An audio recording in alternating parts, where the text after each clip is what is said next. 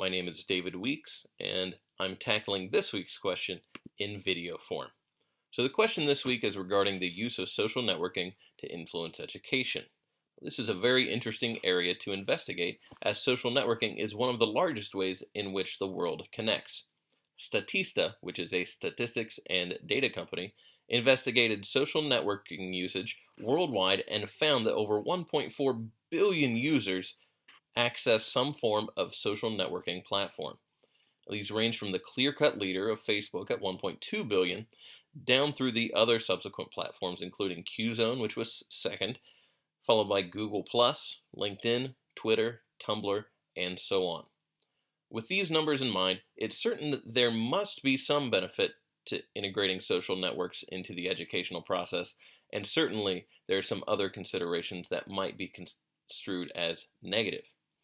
Now, accessibility to information and collaboration is likely to be the largest benefit to these sorts of technologies. Users can interact seamlessly through internet signal waves and span any geographic distance almost instantly. This allows users to continually receive comments and feedback regarding the work that they've accomplished, and they can continue to perfect that work through that feedback. This state of continual connectivity provides a wonderful resource to those seeking collaborative interaction.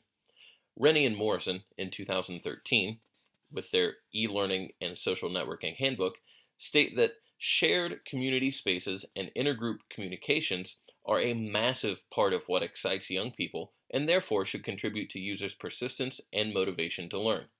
This does not necessarily guarantee that learners will be motivated or persistent, but it may provide greater motivation for learning. There's some unique learning experiences that can also be created through social networks.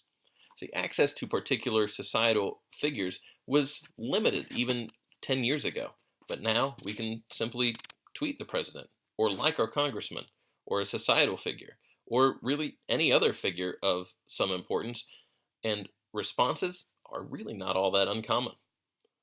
Social networking projects can also provide students an opportunity to create information instead of absorb information. Learners could rewrite famous poetry into song lyrics and perform them on YouTube. They can live tweet historical events in chronological order at the exact time that they happen to show understanding of a particular era or event.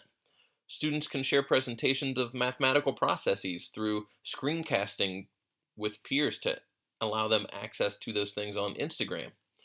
The range of social networking technologies is vast, and they provide a platform for some high-level creation. Still, we must acknowledge that social networking can have some negative impacts as well. Incorporating social networking to a vast extent could create an environment that's more distraction than what it's really worth. Also, one of the hot button issues today is privacy, and privacy must be considered with social networking. Zaja, in 2012, raised many questions regarding the privacy aspect of social networking.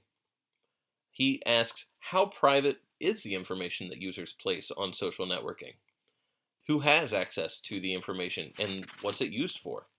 Whose role is it? Is it the parent, the student, the educator, or the website developer, or perhaps some combination, to ensure an individual actually understands his or her right to privacy and exercises it accordingly? Now, these are some questions that must be considered if social networking is to be used for educational purposes. It's pretty certain that social networking will continue to grow.